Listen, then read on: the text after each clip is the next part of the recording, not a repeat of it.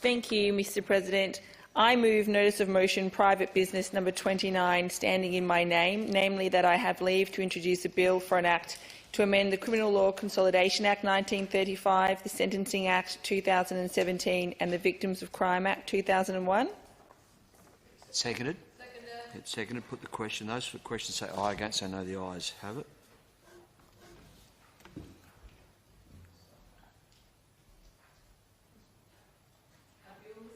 Bring it up.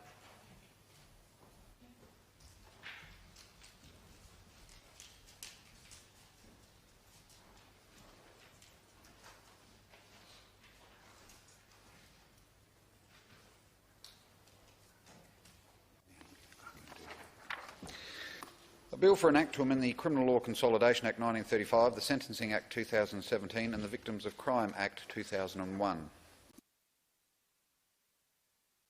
Thank you, Mr President. It is a privilege to introduce this important bill to the Chamber.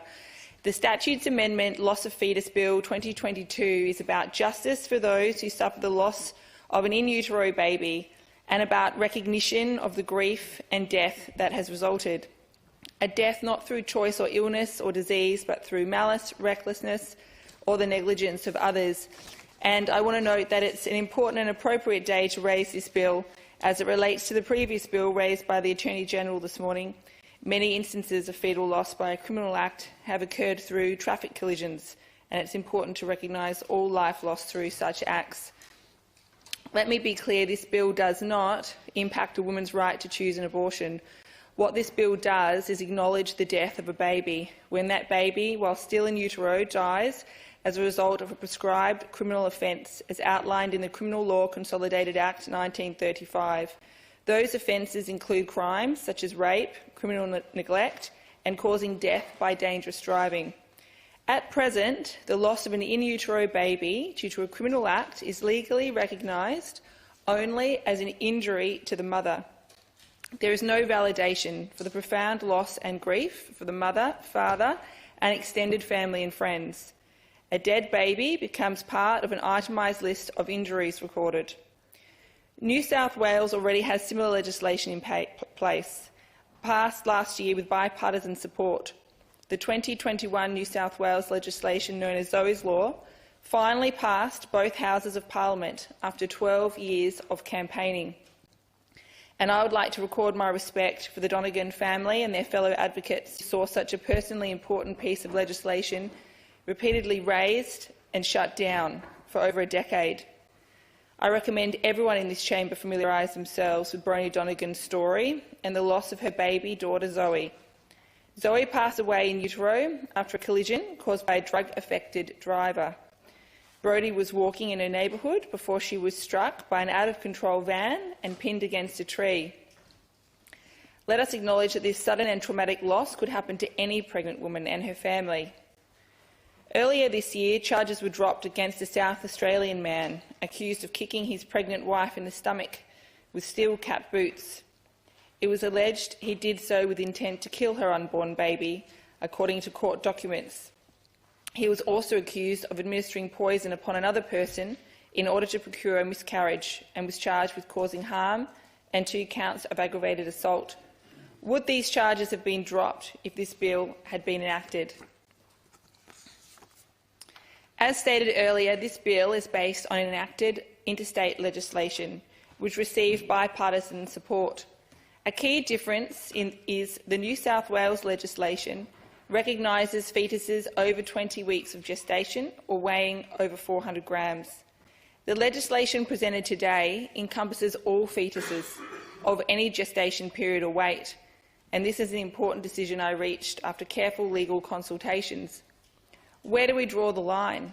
Is a 19-week-old in-utero baby of less significance to their family than a 20-week-old one? Is a person who deliberately and violently assaults their partner in the stomach to cause a miscarriage any less guilty of doing so at 14 weeks than 20 weeks?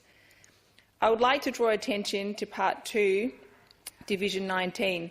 The prosecution is not required to allege which act or omission caused the loss of a fetus, and I have an important example for the chamber of why this is so critical. If a woman is assaulted and struck in the stomach, and then deliberately stepped on 6 to 7 times, resulting in the loss of a fetus, the prosecution does not need to establish which of the multiple punches or steps caused the loss of that fetus. That fetus was to be named Jonathan. He was at 24 weeks gestation when his 17-year-old mother-to-be, Kylie Flick, was assaulted by her 112-kilogram boyfriend. Under current South Australian law, only the assault on Kylie would have been an offence, not Jonathan's death. That is wrong.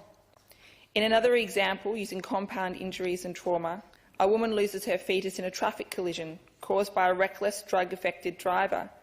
The prosecution would not have to determine that the fetus was lost specifically due to blunt impact of a car part hitting her belly, the catastrophic rupture of her womb, blood loss from injuries incurred waiting for extraction from a wreckage, or stress and psychological trauma of the accident. That woman was Jacqueline Sparks, and she lost her baby Mia, who had been growing inside her for 32 to 34 weeks at the time of the car collision. By this proposed new South Australian law, if the driver was found guilty of reckless driving and drug driving causing grievous bodily harm to the pregnant woman, the prosecution may proceed to also seek a guilty verdict for causing that pregnant woman's loss of fetus. The purpose and strength of Segment 2A in this bill is to simplify the prosecution's case and to bring strong consequences to the perpetrator. It is consistent practice with other established areas of South Australian law. Another distinction between the bill presented today and the existing New South Wales legislation is the expansion of prescribed offences. And I'm going to quote now from campaigner Brodie Donegan. She says, "Births, deaths and marriages say you need to have a funeral for your stillborn baby. We received a stillbirth death certificate. We named our daughter. We received the baby bonus paid as a bereavement bonus, as happens after you lose a baby. I received 6 weeks parental leave from Newcastle University, as is also customary if you lose a baby. There is all this legislation recognising the existence of Zoe, yet when it comes to the driver being charged with what happened, she was charged with dangerous driving, causing grievous bodily harm to me, and Zoe was listed with my injuries. To me, she was more important than my injuries, and the loss of her was harder to recover from than my injuries. Any baby lost in any horrific or violent way due to someone committing a criminal act should count, should be included and should be recognised." Part 3 and 4 of this bill are important to acknowledge the loss endured by families. It is important that a formerly pregnant woman who has lost her fetus due to a criminal act be allowed to give a victim impact statement on that loss, and that statement should affect the sentencing of a perpetrator found guilty. It is also important and equally appropriate for other members to do so as well. If a partner loses the person they were preparing to have a baby with, and that baby also dies in the criminal act, the trauma is twofold. Amendment to Section 14(6)(a) of the Sentencing Act 2017 ensures this right. Part 4 of this bill, amending Section 17 of the Victims of Crime Act 2001, ensures that the loss of a fetus is valued as a death of a family member, not as part of an injury list to the pregnant woman. It honours the fetus as a separate victim of a prescribed criminal act in its own right, and it allows some compensation from the Victims of Crime Fund to be applied for. This bill is presented in honour of Zoe, Brodie Donegan's baby, and of all the other babies who have been lost to criminal offences. At this point, it is unknown how many fetuses have been killed due to domestic violence or died due to various criminal acts, as they are currently unlisted and unrecognised victims. The Pregnancy Outcomes Unit of Wellbeing SA does not list the causes of traumatic in-utero deaths in either its maternal and perinatal mortality in South Australia annual report or their pregnancy outcome in South Australia annual report. And I've initiated investigations with that unit to see if there is currently any process for recording these incidences. Even so, they will remain anonymous numbers in a government document. As previously mentioned, this bill does not impact healthcare teams associated with the pregnant woman, such as doctors and midwives, from providing medical assistance, care and advice. This is about a woman and family's right to recognise by law the loss of life taken by criminal acts beyond their control. This is about acknowledging the loss and trauma of a life stopped short, not by choice, but by intrusion. It's about justice and recognition of grief. I put this bill forward with much respect to women such as Brodie Donegan, who have campaigned for 12 years for this bill, to women such as Jacqueline Sparks, who not only lost their baby but will never be able to have a child naturally due to their injuries, and women such as Kylie Flick, who suffer the mental trauma of domestic abuse along with their loss.